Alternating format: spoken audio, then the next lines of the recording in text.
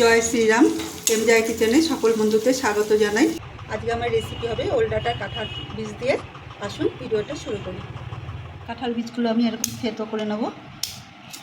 ওলগুলো আমি এরকম গোল গোল করে কেটে নিয়েছি। জলে হালকা নুন দিয়ে দিচ্ছি। জলটা হালকা গরম হয়েছে, আমি এর মধ্যে ওল ডাঁটা আর কাঁঠাল বীজগুলো বয়েল হতে দেবো। আর পরে দেবো ওল ডাঁটা বয়েল করতে দিয়েছি, আর এদিকে সর্ষে, একটু নুন আর কাঁচা লঙ্কাগুলো বেটে নেবো। এবার আমি ওলগুলো তুলে নেব। দিয়ে দিচ্ছি সর্ষের তেল, গরম তেলে দিয়ে দিচ্ছি শুকনো লঙ্কা আর কালো জিরা ফোড়ন, এটা একটু ভেজে নেব। কালো জিরা ভেজে নিয়ে দিয়ে দিচ্ছি পেঁয়াজ কুচি। পেঁয়াজ ভেজে নেওয়ার পর এবার দিয়ে দিচ্ছি নুন হলুদ মাখানো চিংড়ি মাছ, এটা পেঁয়াজের সাথে ভেজে নেব।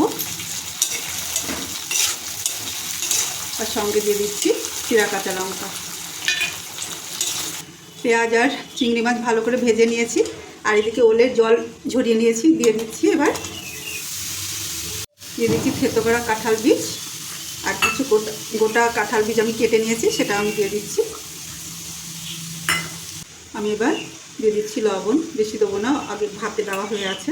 আর দিচ্ছি হলুদ, এটা দিয়ে আমি ভালো করে মিশিয়ে কুক করে নেব।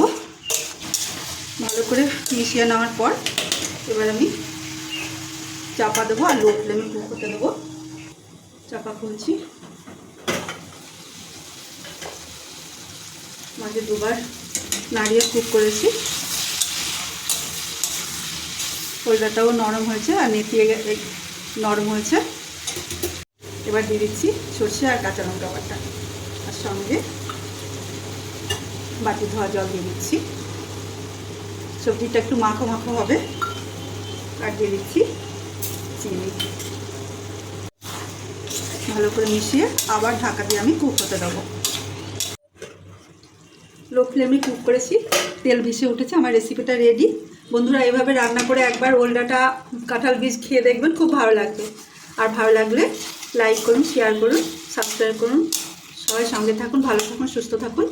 আবার ফিরে আসবো নতুন একটা ভিডিও নিয়ে। Thanks for watching.